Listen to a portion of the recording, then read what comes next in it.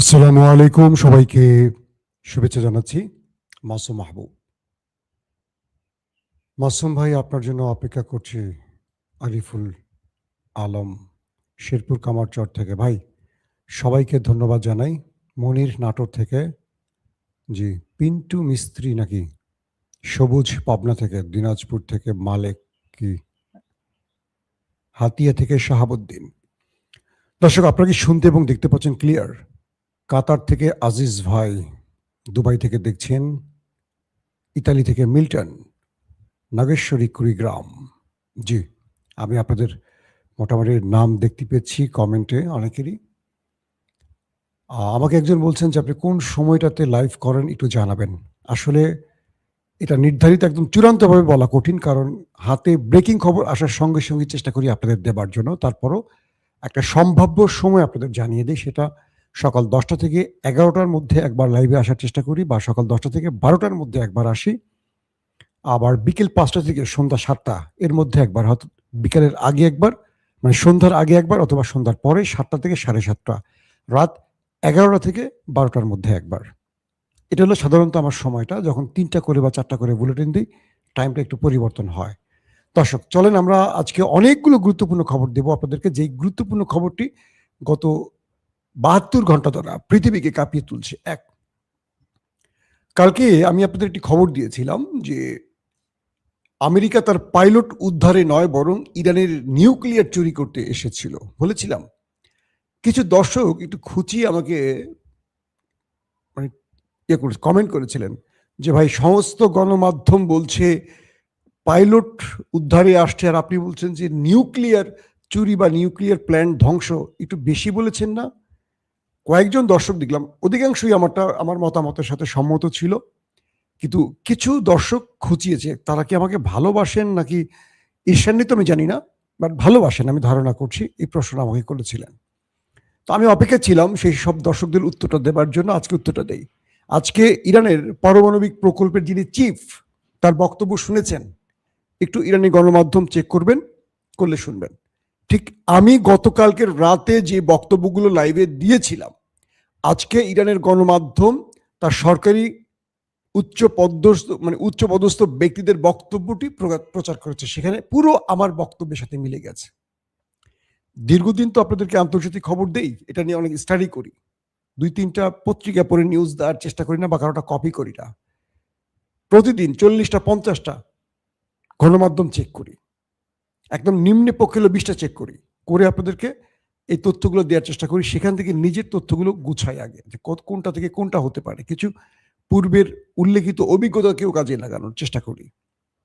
দর্শক, কথাটা শুরুতে বললাম যারা এই কমেন্টগুলো করেন তাদের উত্তর দেবার জন্য, কিন্তু আপনারা আসছেন যারা লাইভে, আজকে খবর শোনার অপেক্ষায় আছেন। চলেন আমরা আপনাদের জন্য সেই খবরে ফিরে যাচ্ছি। মূল জায়গাটা হলো যে ক্রমান্বয়ে তথ্যগুলো চেঞ্জ হচ্ছে। প্রথমে বলা হয়েছিল আমেরিকার পক্ষ থেকে যে তারা একটা বা দুটো বিমান পাঠিয়েছে পাইলট উদ্ধারে, C-130 বা একটা ড্রোন, এরকম না বিষয়টা। আমি গত রাতে বলেছি না যে 1.5 ডজনের মতো, এখন শোনা যাচ্ছে যে 1.5 ডজন কি, প্রায় 1.5 ডজনের বা একটু বেশি, প্রায় 20 থেকে 15 থেকে 20টি মার্কিন এয়ারক্রাফট এসেছিল ইরানে। বলা হচ্ছে যে, আমি কাল রাতে আপনাদের বলেছিলাম যে 4 থেকে 500 হবে, এটাও কিছু সূত্রের খবর থেকে। আজকে ইরান বলছে প্রায় 1000-এর মতো কমান্ডো বাহিনী এসছে, 1000-এর মতো কমান্ডো বাহিনী। তো 1000 কমান্ডো বাহিনীকে বহন করতে কতগুলো বিমান লেগেছে চিন্তা করেন একবার। একটা সূত্রের খবর থেকে বলি, ইরান যেটি দাবি করছে আজকে, তারা 1 ডজন মার্কিন এয়ারক্রাফট ধ্বংস করেছে। 1 ডজন। হিসেব চান? ইরান হিসাব দিয়ে দিয়েছে। C-130 2টো, ব্ল্যাক হক হেলিকপ্টার 4টি, কয়টি হলো? 6টি। ড্রোন 2টো, কয়টি হলো? 8টি। তারপর আছে আরেকটি বিমান, এটাকে নামটা ভুলে গেছি, সেখানে রয়েছে আরো 4টি বিমান। মোট 12টি মার্কিন এয়ারক্রাফট, আকাশযান ধ্বংস করেছে ইরান। একটা প্রশ্ন করেন, এই 12টি এয়ারক্রাফটে একটা মানুষ ছিল না, এরা কোথায় গেছে, এরা ফিরে গেছে কিভাবে? এখন বলবেন যে মাসুম ভাই এই তথ্য পেলেন কি করে? ইরানের টেলিভিশনগুলো রীতিমতো দেখাচ্ছে যেই জায়গাটায় ইরান অ্যাটাক করেছে সেখানে ধ্বংসস্তূপ বানিয়ে ফেলেছে মার্কিন এয়ারক্রাফটের। আপনারা সেই দৃশ্য দেখলে বুঝবেন যে কি পরিমাণ এয়ারক্রাফট ধ্বংস করেছে। আমি তো সেই ফুটেজ দেখেছি। অর্থাৎ আমেরিকা কালকে যে স্থানটিতে এসে ইরানের সাথে লড়াই করেছে সেখানে আমেরিকা বলছে তাদের কোনো সেনা নিহত হয়নি, আর ইরান বলছে তাদের 12টি এয়ারক্রাফট ধ্বংস করেছে। তাহলে মানুষের সংখ্যাটা আপনারা অনুমান করেন। এবং ইতিমধ্যে সেখানে অনেক মানুষের প্রাণহানির তথ্য পাওয়া যাচ্ছে, কারণ আগুনে পুড়ে সব, ওখানে তো বিমান মালিকই ফুয়েল ভর্তি থাকে, ব্লাস্ট হওয়া বা হিট করলে তো আগুন ধরে যায়। তো ওখানে যারা ছিল সব পুড়ে কয়লা হয়ে গেছে, আর যারা পেরেছেন কোনো রকম জীবন নিয়ে পালিয়েছেন। এখন প্রশ্ন আসতে পারে মার্কিন পাইলটের কি খবর? নতুন যে তথ্য আসছে সেখানে বলা হচ্ছে আদৌ সেখানে পাইলট ছিল কি ছিল না এটা নিয়ে প্রশ্ন উঠে গেছে। আচ্ছা, আমেরিকা যে দুজন পাইলটের উদ্ধারের দাবি করলো, প্রথমে একজনকে সাগর থেকে তুলে নেওয়া হলো আর পরে একজন পার্বত্য অঞ্চল থেকে তুলে নেওয়া হলো, দুটো অভিযানে। এই দুজনের কারো ছবি কি আমেরিকা দেখিয়েছে এই পর্যন্ত? বা CNN, BBC, Reuters, AP, Fox, Wall Street Journal, New York Times কেউ দেখিয়েছে ছবি? দেখায়নি।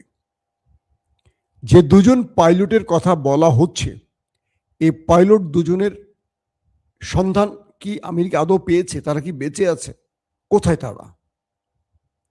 একজনেরও ছবি এখনো দেখায়নি, আমার চোখে পড়েনি। যদি আমার ভুল হয় আমাকে আপনারা বলে দিবেন যে হ্যাঁ দেখানো হয়েছে।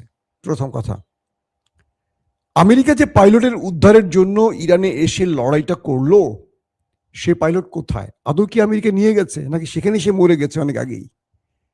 এই প্রত্যেকটা প্রশ্নের উত্তর কি বলে জানেন? প্রত্যেকটা প্রশ্নের উত্তর বলে আমেরিকা পাইলটের জন্য এখানে আসে নাই। আমেরিকা পাইলটের নাম করে নিউক্লিয়ার প্রজেক্ট ধ্বংস কিংবা নিউক্লিয়ার বা ইউরেনিয়াম চুরির জন্য এসছে।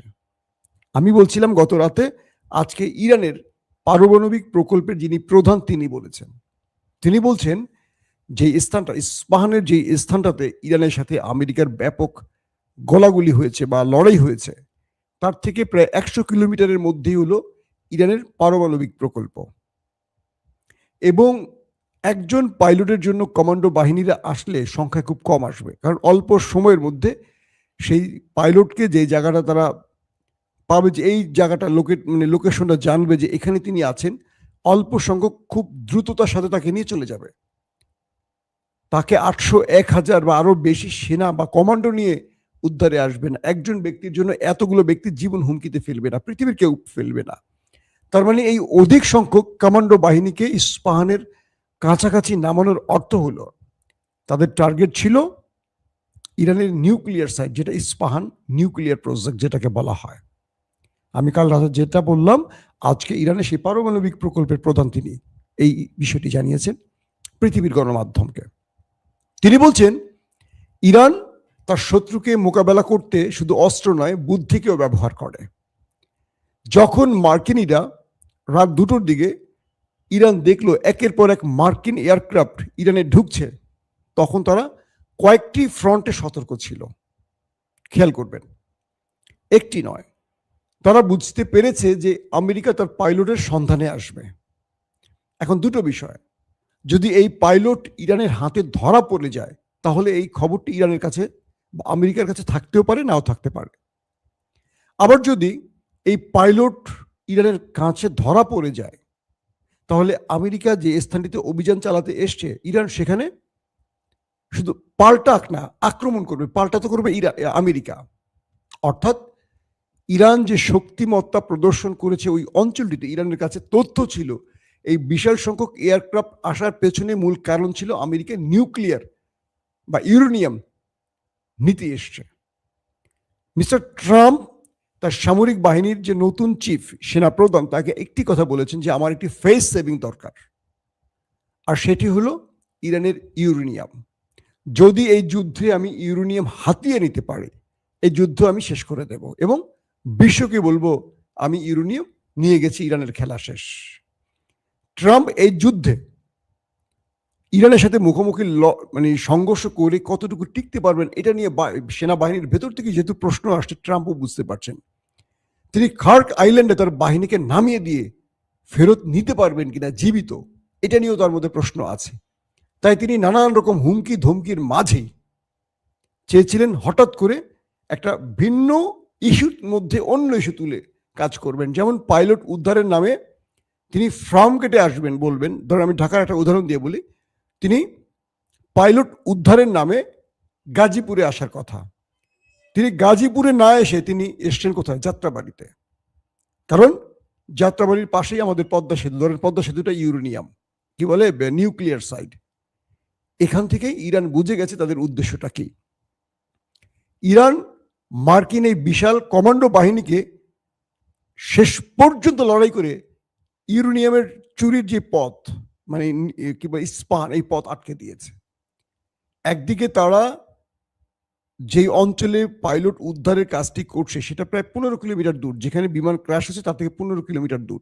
তার মানে এটা একটা সন্দেহের সৃষ্টি করেছে যে পাইলট পড়ছে এখানে, 15 কিলোমিটার দূরে কেন আমেরিকা গেছে। দ্বিতীয় ইস্যুটি হলো, ইরান বুঝতে পেরেছে তাদের উদ্দেশ্য ভিন্ন। এই ভিন্ন উদ্দেশ্য বুঝে ইরান নিজেও সাজিয়েছে কয়েকটা ছক, যে আমেরিকা যদি পাইলট উদ্ধার করতে আসে তাহলে আমাদের এই টিমটি কাজ করবে এইভাবে। যদি আমেরিকার ভিন্ন উদ্দেশ্য হয় যে তারা 1000 কমান্ডো নেমে যাবে, ওই জায়গাটাকে দখলে নিয়ে আরো কয়েক হাজার কমান্ডো নামাবে, তাহলে প্ল্যান বি সেখানে কাজ করবে, যে কমান্ডো বাহিনী থেকে উড়িয়ে দেবে সবগুলোকে, যত পারে মিসাইল ডিজাইল মেরে যা করা লাগে, ড্রোন মেরে যা করা লাগে করবে। যদি আমেরিকা সেখান থেকে নিউক্লিয়ার সাইডের দিকে মুভ করে, তাহলে প্ল্যান সি যে ডিপার্টমেন্ট আছে তারা কাজ করবে। তো এইভাবে মূলত ইরান আমেরিকাকে ঠেকিয়ে দিয়েছে সে গভীর রাতে। বলা হচ্ছে ইরানের আক্রমণে প্রচুর সংখ্যক ট্রাম্প বাহিনী ওপারে চলে গেছে। 12টি এয়ারক্রাফটের মানুষ কত হতে পারে কল্পনা করেন। এখন এই লড়াই শেষে ট্রাম্প বুঝে গেছেন তিনি পরাজিত হয়ে গেছেন, তিনি আর পৃথিবীকে কিছু বলতে পারছেন না, কারণ আমেরিকা জাতি বলছে আমাদের কই সেই পাইলট, দেখাও তুমি, দেখাও তুমি, দেখাতে পারছে না। 2 নম্বর খবর, ট্রাম্প মঙ্গলবার ব্যাপক অ্যাটাক করবে ঘোষণা দিয়েছে, এবং এই অ্যাটাকের মধ্যে থাকছে কি, ইরানের সকল পাওয়ার প্ল্যান্ট, পানি শোধনাগার, তাদের সকল গুরুত্বপূর্ণ সরকারি স্থান, গুরুত্বপূর্ণ মানে কি, সবচেয়ে গুরুত্বপূর্ণ বা সংবেদনশীল কৌশলগত যে স্থানগুলো সামরিক বা বেসামরিক যেটাই হোক সেগুলো ধ্বংস করবে। ইতিমধ্যে ট্রাম্পের সুর পরিবর্তন হয়ে গেছে। কি, তিনি ইরানের কাছে 45 দিনের যুদ্ধবিরতি প্রার্থনা করেছে, নট দাবি, প্রার্থনা করেছে। আমেরিকার প্রেসিডেন্ট ইরানকে বলছে আমাদেরকে 45 দিনের যুদ্ধবিরতি দাও। প্রশ্ন করেন তো, গত কদিন আগে যখন ইরানের দুটো বিমান ক্র্যাশ করলো, ইরান হিট করে ধ্বংস করলো, তখন ট্রাম্প 48 ঘন্টার যুদ্ধবিরতি চেয়েছে, ইরান দেয়নি।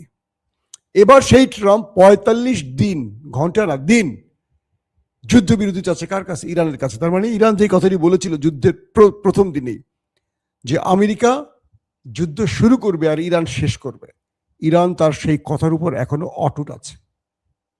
ট্রাম্প এখন 45 দিনের যুদ্ধবিরতি চায়, তারপর আলোচনার মাধ্যমে স্থায়ী যুদ্ধবিরতি।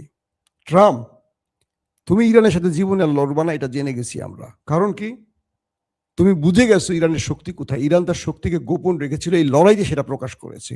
একটা প্রকাশ বলি, আমেরিকার প্রথম F-35 যে যুদ্ধ বিমান কেউ ভূপাতিত করতে আজও পারেনি, মার্কিন যুক্তরাষ্ট্রের সবচেয়ে পাওয়ারফুল যে যুদ্ধ বিমান 5ম প্রজন্মের, ইরান এটি ধ্বংস করেছে। ইরান দুটো, একটি নয়, দুটোই ইরান দাবি করেছে।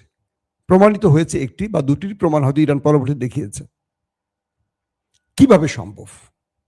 এতগুলো এয়ারক্রাফট, এতগুলো স্টিলথ প্রযুক্তির বিমান কিভাবে ধ্বংস করলো?